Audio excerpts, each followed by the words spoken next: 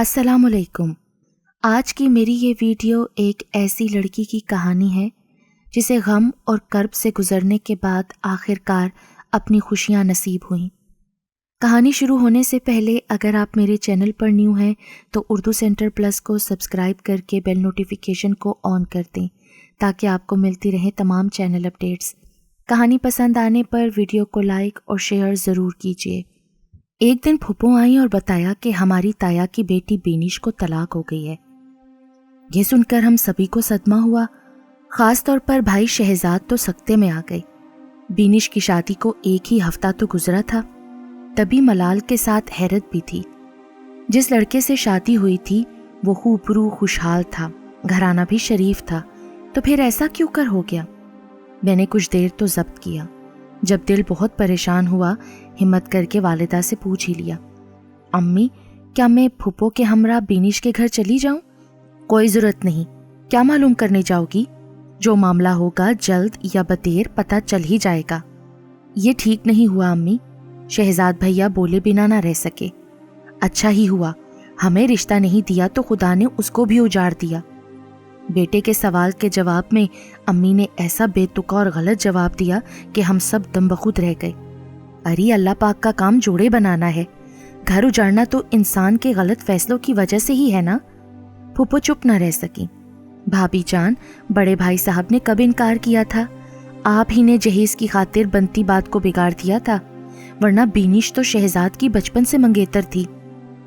ہاں امی، آپ کو کیا پتا جس بندھن کو لالچ میں آ کر آپ نے پل بھر میں توڑ ڈالا تھا، اس کا کتنا دکھ ہم دونوں کو ہوا تھا۔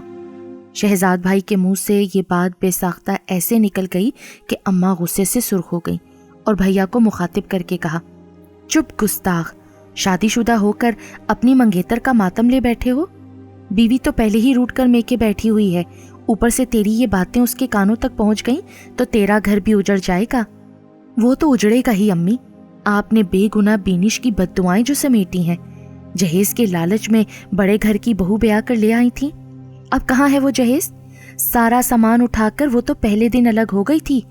آپ کو کیا ملا اپنے سے زیادہ حیثیت والوں میں بیٹا بیاہ کے؟ اماں غصے سے اٹھ کر یہ کہتی ہوئی کمرے کے اندر چلی گئیں کہ رہنے دے، بڑا آیا تایا کی طرفداری کرنے والا، میں نے کہہ دیا ہے خبردار جو ان کے گھر میں کوئی گیا۔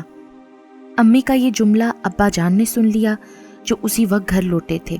آتے ہی انہوں نے مجھ سے کہا، بیٹا تم ضرور تایا ابا کے گھر جاؤ اور جا کر معلوم کرو کہ کیوں ہماری بینش کے ساتھ ایسا واقعہ ہوا ہے۔ اپنے تایا اور تائی کی دلجوئی کرنا، اپنی ماں کی باتوں پر مت جانا، ان بچاروں پر بڑا حادثہ گزرا ہے۔ تمہارے تایا ابو مجھ سے تو خفا ہیں مگر تم سے تو نہیں نا، اس لیے تم اور اگر شہزاد جانا چاہے تو اس کو بھی ساتھ لے جانا۔ ابا کی ہدایت پر میں پھپھو کے ہمراہ تایا ابو کے گھر چلی گئی، مگر والدہ نے شہزاد بھائی کو نہ جانے دیا۔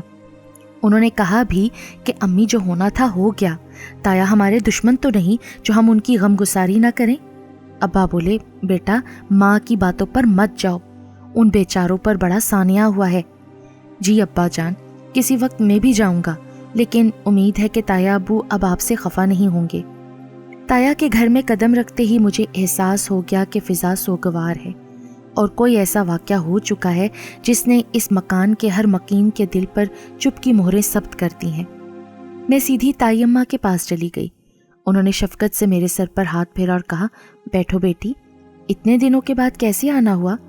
تب میں نے ڈرتے ڈرتے ان سے پوچھا، کیا یہ سچ ہے تائی امی کہ بینش کو؟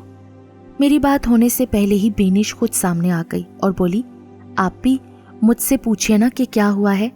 پھر وہ بتانے لگی، میں جس راستے سے کالج جایا کرتی تھی وہاں ایک لڑکا موٹر بائیک پر ہر روز ہمارے پیچھے آیا کرتا تھا۔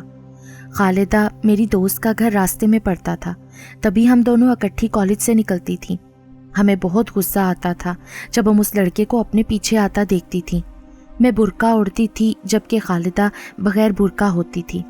اس لڑکے کا نام ہمیں ہرگز معلوم نہیں تھا، تبھی خالدہ نے اس کا لقب آوارہ گرد رکھ دیا تھا۔ جب وہ پلٹ کر دیکھتی تو کہتی، بینش تیز چلو، وہ کمبخت آوارہ گرد پھر آ رہا ہے۔ وہ آوارہ دراصل خالدہ کے پیچھے آتا تھا کیونکہ اس کی توجہ میری سہیلی ہی کی طرف رہتی تھی۔ وہ اسی پر زیادہ تر فکریں کرتا تھا۔ اگر وہ کالی چادر اوڑے ہوتی تو کہتا کالے بادلوں میں چاند چھپا ہوا ہے، اگر اس کے کپڑے سفید ہوتے تو کہتا حوروں کا لباس پہنا ہوا ہے، کہیں تم حور تو نہیں ہو۔ غرض وہ ہر طرح سے ہمیں زج کرنے کی کوشش کرتا۔ وہ اچھے کردار کا نہیں تھا کیونکہ بہت واہیات گانے اپنی پاکٹ ٹیپ ریکارڈر میں لگائے رکھتا تھا، مگر ہم اس طرح ظاہر کرتی جیسے ہم اس کا کوئی نوٹس ہی نہیں لیتی۔ ایک دن تو اس نے حد ہی کر دی، موٹر سائیکل خالدہ کے قریب روک کر اسے لفٹ کی پیشکش کی، اور جب وہ پیچھے ہٹی تو اس کے بہت قریب موٹر سائیکل لانے لگا۔ وہ گھبرا گئی اور اس کے ہاتھ سے کتابیں گر گئیں۔ وہ دوڑ کر میرے پیچھے چھپ گئی۔ مجھے اتنا غصہ آیا کہ میں نے کھینچ کر چپل اس آوارہ گرد کے سر پر جڑ دی۔ اس سے پہلے کہ وہ کوئی کارروائی کرتا، ادھر ادھر سے لوگ جمع ہونے لگے۔ اپنی پٹائی کے ڈر سے وہ بھاگ کھڑا ہوا، مگر جاتے جاتے اس نے جھپٹ کر میرا پرس چھین لیا اور یہ جا وہ جا۔ مجھے پرس کا کوئی دکھ نہیں تھا کیونکہ اس میں کچھ بھی نہیں تھا۔ طالب علمی کے زمانے میں پرس میں 2-4 روپے ہی ہوتے ہیں یا پینسل وغیرہ۔ البتہ اس میں میرا شناختی کارڈ تھا جس پر میرا نام اور گھر کا پتہ لکھا ہوا تھا، بس اسی کا مجھے دھڑکا تھا۔ اس حادثے کے بعد وہ دوبارہ ہمیں کبھی دکھائی نہیں دیا، تو ہم نے سمجھ لیا کہ وہ ڈر گیا ہے، اب ہمیں وہ تنگ کرنے نہیں آئے گا۔ فائنل ایئر کے پیپر ختم ہوئے تو میں گھر بیٹھ گئی۔ ان دنوں یوں بھی شہزاد سے رشتہ ٹوٹ جانے پر مجھے بہت غم تھا اور خود سے لاتعلق سی ہو گئی تھی۔ رشتے آتے تھے مگر میں ان میں دلچسپی نہ لیتی تھی۔ اماں کچھ بتانے کی کوشش کرتی تو میں چڑ کر کہہ دیتی کہ جہاں مرضی بیاہ دیں، مجھ سے کیوں پوچھتی ہیں۔ انہی دنوں میرے لیے ایک رشتہ آیا، سنا کہ بڑے امیر لوگ ہیں، لڑکا بھی تعلیم یافتہ ہے۔ اماں نے ہاں کر دی۔ انہوں نے جلدی شادی کی تاریخ مانگ لی۔ ابا نے بہت روکا کہ غیر لوگ ہیں، جلد شادی غلط ہوتی ہے، مگر والدہ مجبور تھیں کیونکہ یہ لوگ جہیز نہیں لے رہے تھے، صرف لڑکی کو بہو کے طور پر رخصت کر کے گھر لے جانا چاہ رہے تھے۔ اور ابھی تو آپا بھی بیٹھی تھیں، ان کا رشتہ نہیں ہو رہا تھا۔ امی نے سوچا کہ چلو ایک بیٹی کا فرض ادا ہو رہا ہے اور اچھے خوشحال گھرانہ ہے، امیر لوگ ہیں، ان کے توسط سے بڑی لڑکی کا رشتہ بھی کسی اچھے گھر میں ہو جائے گا۔ ایک دن میں نے آپا سے پوچھا بھی تھا کہ آپ نے لڑکا دیکھا، کیسا ہے؟ وہ بولی بہت اچھا، دراز قد، خوبصورت شکل و صورت کا ہے، کہو تو تصویر منگوا دوں۔ مگر میں نے منع کر دیا کہ جب نصیب میں یہی ہے تو اب تصویر کا کیا دیکھنا، پہلی منگنی تو راس آئی نہیں، اب جس سے بھی شادی ہو جائے کیا فرق پڑتا ہے۔ جب اماں ابا بہنوں سبھی نے دیکھ لیا تو میں نے کیا دیکھنا؟ لڑکے نے بھی تو مجھ کو دیکھنے کی بات نہیں کی تھی، اپنے گھر والوں کی پسند پر بھروسہ کر لیا تھا۔ جب چچی نے منگنی برقرار نہ رکھی تو میرے والدین نے کہیں تو میری شادی کرنی ہی تھی نا۔ شادی کے دن میں بے حس بیٹھی تھی، دل کہیں تھا دماغ کہیں۔ جب وہ کمرے میں آیا اور اس نے میرا گھونگھٹ اٹھایا تو میں چونک پڑی۔ مجھے تو اپنی آنکھوں پر یقین نہیں آ رہا تھا، یہ تو وہی آوارہ گرد تھا۔ اس نے آتے ہی کہا، محترمہ، تمہاری چپل کھانے کے بعد قسم کھائی تھی کہ اس احسان کا بدلہ ضرور دوں گا جو چپل کی مار سے مجھ پر قرض ہو گیا تھا۔ اس قرض کو اتارنے کے لیے تمہاری کھوج لگائی اور رشتہ بھیجا۔ یہ خوش قسمتی کہ رشتہ قبول ہوا اور مجھ کو آج آپ کا وہ احسان اتارنے کا موقع مل گیا۔ سہاگ رات تو خیر میں تمہاری خراب نہ کروں گا، البتہ اگلے دن سوچوں گا کہ جو عورت بھرے بازار میں مجھے چپل مار سکتی ہے اس کے ساتھ آگے زندگی گزارنی چاہیے یا نہیں۔ یہ تھا میرا جرم آپا۔ بینش نے دوپٹے کے پلو سے اپنے آنسوؤں کو جذب کیا۔ مجھے بہت دکھ ہوا۔ میں نے اسے گلے لگایا اور بولی، کاش بینش میں تمہارا دکھ دور کر سکتی، لیکن یہ میرے بس میں نہیں ہے۔ بھائی شہزاد بھی تمہاری طلاق کا سن کر بہت افسردہ ہے، وہ کسی دن ابا جان کے ساتھ تایا ابو اور تائی جی کے پاس آئیں گے۔ گھر جا کر میں نے والدین کو تمام صورتحال بتائی۔ والدہ تو خاموش رہیں لیکن ابا جان کی آنکھوں میں نمی تیر گئی۔ بینش کوئی غیر نہ تھی، ان کے سگے بھائی کی بیٹی تھی جس کو وہ اپنی اولاد کی طرح چاہتے تھے۔ انہیں بہت دکھ تھا۔ اگر امی اپنی چال بازی سے اس رشتے کو ختم نہ کرتی تو آج ہمیں بینش کی طلاق کا صدمہ نہ سہنا پڑتا۔ اس واقعے کے بعد میں نے نوٹ کیا کہ بھائی جان بجھے بجھے اور گمسم رہنے لگے ہیں۔ منگنی ٹوٹنے اور بینش سے شادی نہ ہونے کا دکھ تو انہوں نے کسی طور جھیل لیا تھا، لیکن اب بینش کی طلاق کا افسوس ان کو اندر ہی اندر کھائے جا رہا تھا۔ سچ ہے کہ جو ساتھی پیارا ہو، خواہ اسے انسان حاصل کر سکے یا نہیں، لیکن دل میں سچا پیار ہو تو اپنے محبوب کی جدائی سے زیادہ اس بات سے اضطراب رہتا ہے کہ میرا محبوب اجڑ گیا ہے، پھر اسے اپنی خوشی بھی خوشی نہیں لگتی۔ بھائی کو بھابھی کے روٹھ جانے کا دکھ تھا، ہم بھی چاہتے تھے کہ جب شہزاد بھیا کی شادی ہو چکی ہے اور گھر آباد ہو گیا ہے تو آباد ہی رہنا چاہیے، اب اس گھر کو اجڑنا نہیں چاہیے۔ ہم نے کبھی یہ نہیں سوچا کہ اگر ہماری بھابھی ہمارے ساتھ گھل مل کر نہیں رہتی اور ہمیں اہمیت نہیں دیتی تو نہ صحیح، یہ دونوں تو ایک دوسرے کے ساتھ ہنسی خوشی زندگی بسر کریں، یہی ہمارے لیے بہت ہے۔ امی اور ابا جان نے بہت کوشش کی، کئی بار بہو کو منانے بھی گئے۔ ان کے والدین نے کہا ہم تو آپ سے ناراض نہیں اور نہ آپ سے کوئی گلہ ہے، بس ہماری بیٹی کو راضی کر لیں، ان کو کچھ گلے شکوے ہیں آپ سے۔ امی نے کہا آپ کی بیٹی نے گھر کا مطالبہ کر دیا تھا، ہم نے کہا کہ تم اسی گھر میں رہو، ہم کرائے کے گھر میں چلے جاتے ہیں، ہماری بہو علیحدہ رہنا چاہتی ہے، بے شک رہے۔ تب بھی بہو نے اعتراض کیا کہ آپ لوگوں کا گھر میرے رہنے کے لائق نہیں، میں ایک عالی شان بنگلے سے آئی ہوں، تنگ گھر اور اتنے سارے لوگوں میں نہیں رہ سکتی۔ میرے بیٹے نے یہ فرمائش بھی پوری کر دی۔ اب بھی آپ کی صاحبزادی خوش نہیں ہے تو بتائیے کیا کریں؟ بھابھی بولی مجھے آپ کے بیٹے سے شکایت ہے کہ وہ مجھے وہ سہولیات فراہم نہیں کرتے جن کی میں عادی ہوں۔ بیوی کو ہر طرح کا آرام پہنچانا تو شوہر کا فرض ہے نا، پر بیٹی نتاشا جتنی اس کی تنخواہ ہے وہ اسی قدر آپ کو آرام پہنچا سکتا ہے نا، بنگلے میں رہنے کا کرایہ بھی یہ بہت مشکلوں سے ادا کرتا ہے، تبھی تو تمہاری دوسری فرمائشیں پوری نہیں ہو پاتی۔ میری کوئی بہت بڑی فرمائشیں نہیں ہیں آنٹی، میں ہر ماہ زیورات کے سیٹ خریدنے کی تو ان سے فرمائش نہیں کرتی، ہر ماہ چند اچھے نئے برانڈ کے جوتے، جوڑے، پرس وغیرہ ہی تو ہر بیوی لیتی ہے نا۔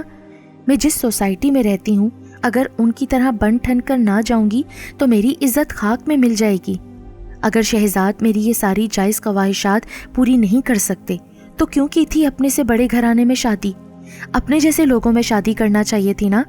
شہزاد کو کچھ مت کہو بیٹی، اس کی مجرم تو میں ہوں، میں نے اس کے لیے دلہن ڈھونڈی اور آپ لوگوں سے رشتہ ناتا جوڑا۔ آپ اچھے اخلاق والے تعلیم یافتہ لوگ تھے، خبر نہ تھی کہ آپ ہم کو حقیر سمجھیں گے۔ تب تو آپ کے والدین نے میرے بیٹے کا رشتہ پسند کر لیا تھا اور ہاں کہہ دی تھی کہ یہ آفیسر ہے، انجینئر ہے، اس کا مستقبل روشن ہے۔ اب کیوں ہم آپ کے معیار کے نہیں رہے؟ انسان محنت کرتا ہے تو رفتہ رفتہ ترقی کر کے مستقبل بنا ہی لیتا ہے، اس میں تھوڑا سا تو وقت لگتا ہے نا۔ ارے یہ رفتہ رفتہ والا معاملہ آپ رہنے دیں آنٹی، جب اچھا کھانے پینے، سجنے سورنے، سحر و تفریح سے لطف اندوز ہونے کی عمر ہو اور انسان کے پاس کچھ نہ ہو، اور جب تک مستقبل شاندار ہوگا تب تک خواہش ختم ہو جائیں گی، آرزویں مر جائیں گی، ہم ادھیڑ عمر ہو جائیں گے، تو پھر زندگی کا کیا لطف باقی رہ جائے گا آنٹی؟ مجھے نہیں چاہیے یہ کچھوے کی چال جیسا شاندار مستقبل، مجھے بس طلاق چاہیے۔ نتاشا بھابھی کے اس مطالبے پر سبھی حیران رہ گئے۔ امی کی لالچ کا جواب بہو کی طرف سے بھی لالچ سے ملا، گویا جیسا بویا ویسا کاٹا۔ نتاشا کو اس کے ماں باپ نے بھی سمجھایا کیونکہ شہزاد بھائی کو وہ اچھا جانتے تھے، اور ہم ایسے بھی گئے گزرے لوگ نہ تھے، خوشحال تھے، اپنا مکان تھا، زرعی زمینیں تھیں، میرے بھائی تعلیم یافتہ برسر روزگار آفیسر انجینئر تھے، مگر ابھی چھوٹے آفیسر تھے کیونکہ ابھی انہوں نے اپنے کیریئر کی ابتدا کی تھی۔ بہرحال جب بات نہ بنی تو میرے والدین اپنا سا منہ لے کر آ گئے۔ انہوں نے شہزاد بھائی کو بتا دیا کہ بہو کے والدین تو ٹھیک سوچ رکھتے ہیں مگر نتاشا کی سوچ نئے زمانے کی ہے، وہ کوئی بات سننا اور سمجھنا نہیں چاہتی ہے، اپنی خواہشات پل بھر میں پورا کر لینا چاہتی ہے، وہ چاہتی ہے کہ تم یہ مکان اور زرعی اراضی فروخت کر کے اس کے لیے شاندار گاڑی اور نیا بنگلہ خرید کر اس کے نام کر دو، تبھی صلح ہو سکتی ہے۔ اگر تمہیں یہ منظور ہے تو ٹھیک ہے، ہم سڑک پر آ جائیں گے تو بھی کوئی بات نہیں، تم بیوی کے خواب پورے کر کے اپنا گھر آباد کر لو۔ نہیں ابو، یہ مجھ سے بالکل نہیں ہو سکے گا، ماں باپ کو کرائے کے گھر میں رکھوں اور ان کے بڑھاپے کا ٹھکانہ ان کے سر کی چھت سے ان کو محروم کر دوں؟ یہ گھر میں نے تو نہیں بنایا ابا جان، آپ نے اپنی محنت سے بنایا تھا، کیا اس لیے کہ آپ کی بہو کی خوشنودی کی خاطر بڑھاپے میں سڑک پر آپ آ جائیں؟ ایسا ہرگز نہیں ہوگا، مجھے نتاشا کی یہ شرطیں منظور نہیں ہے، اگر میں آج اس کے یہ خواب پورے کر دوں گا تو کل وہ اور خواہشیں پوری کرنے کا تقاضا کرے گی، کیونکہ ایسے لوگوں کی خواہشوں کا کوئی کنارہ نہیں ہوتا، ان لوگوں کے ساتھ عمر بھر رہنا اور ان کو خوش کرنا آسان نہیں ہوتا۔ اب تو ہماری اماں بھی سکتے میں تھیں کہ انجانے میں کیسا غلط فیصلہ کر بیٹھی تھی، بس اس طرح نہ چاہتے ہوئے بھی بھائی جان نے نتاشا کو طلاق دے دی۔ وہ جو کہتے ہیں نا کہ اللہ تعالیٰ جوڑے آسمان پر بناتا ہے، وہ بات صحیح ہے، اللہ تعالیٰ کی طرف سے بھائی اور بینش کا جوڑا بنا تھا، مگر انسان کی اپنی نادانیاں، جہیز کے لالچ نے میری اماں سے غلط فیصلہ کروا دیا۔ لڑکی والوں نے سوچا کہ لڑکا انجینئر ہے، آفیسر ہے، پر یہ نہ سوچا کہ ہماری لڑکی کسی اور طرح کی طرز زندگی کی عادی ہے، لڑکے والوں کی طرز زندگی میں نہ مل سکے گی۔ ماں باپ کو یہ بھی سوچنا چاہیے کہ لڑکی جس گھر جائے اس گھر کا ماحول ان کے جیسا ہو اور حیثیت میں برابری لازم ہے، تاکہ اونچ نیچ، برتری، کمتری کا تصور ان کی ازدواجی زندگی میں حائل نہ ہو۔ جو ہونا تھا سو ہو کر رہا۔ اس کے بعد والد صاحب تائی ابو کے گھر گئے، بڑے بھائی سے معافی مانگی اور ایک بار پھر ہماری اماں نے تائی کے آگے اپنی جھولی پھیلا کر بینش کا رشتہ شہزاد بھائی کے لیے مانگا۔ اماں کو سبق تو مل گیا تھا، لہٰذا بیٹے کی خوشی کو مد نظر رکھ کر انہوں نے بھی منت سماجت سے کام لیا۔ سبھی جانتے تھے کہ بینش سے اچھی لڑکی ہمیں نہیں مل سکتی، ہماری بھابھی بننا بینش کے مقدر میں ہی تھا، لہٰذا وہ دلہن بن کر آ گئی۔